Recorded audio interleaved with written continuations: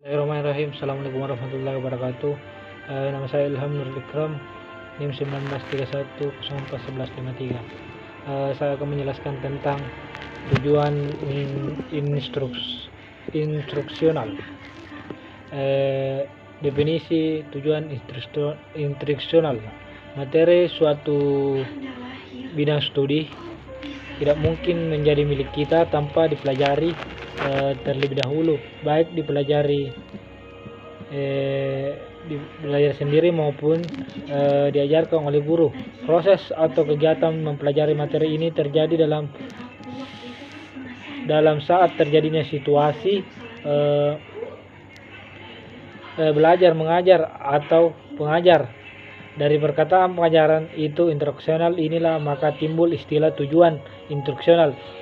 Tujuan instruksional merupakan bagian dari pembelajaran. Berbagai definisi tujuan instruksional disampaikan oleh beberapa tokoh, diantaranya Robert F. Mager.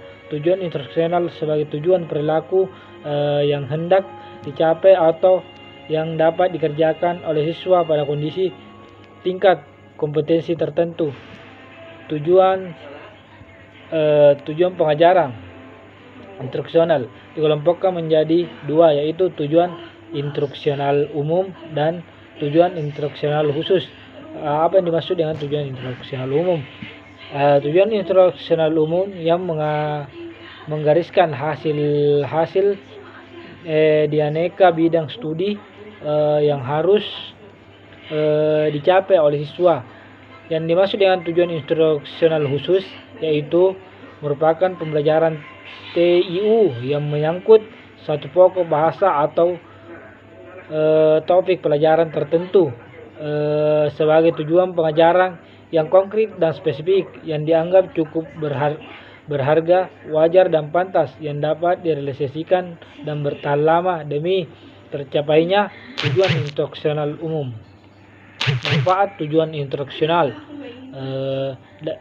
dalam pembaharuan sistem pendidikan yang berlaku di Indonesia sekarang ini, setiap guru dituntut untuk mengetahui tujuan pembelajaran dan kegiatannya mengajar dengan titik-titik tolak kebutuhan siswa. Adapun manfaat tujuan instruksional, yang pertama, guru mencapai arah untuk memilih bahan pelajaran dan memilih produser atau metode mengajar.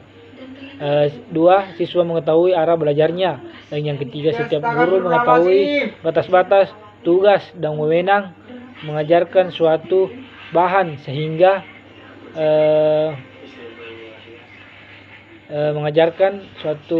diperkecil kemungkinan timbulnya celah. Guru mempunyai patokan dalam mengadakan penilaian kemajuan belajar siswa.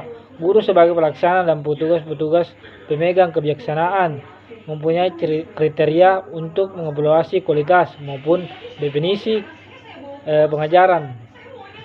Mengumumkan tujuan instruksional.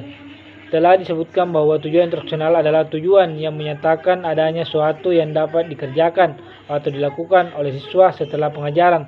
Siswa tidak mempunyai kemampuan untuk mengajarkan ataupun melakukannya. Dalam merumuskan tujuan instruksional ada beberapa syarat yang harus diperhatikan. Yang pertama, harus berpusat pada perubahan tingkah laku peserta didik, dan yang kedua, harus diberisikan tingkah laku operasional, dan yang ketiga, harus berisikan makna dari pokok bahasan yang diajarkan pada saat itu.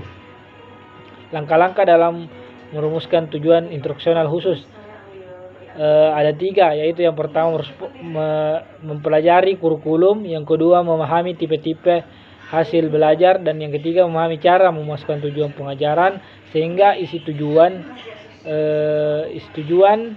jelas dan dapat dicapai oleh pelajar setelah menerima pengajaran tersebut. Adapun beberapa langkah-langkah untuk merumuskan tujuan instruksional khusus.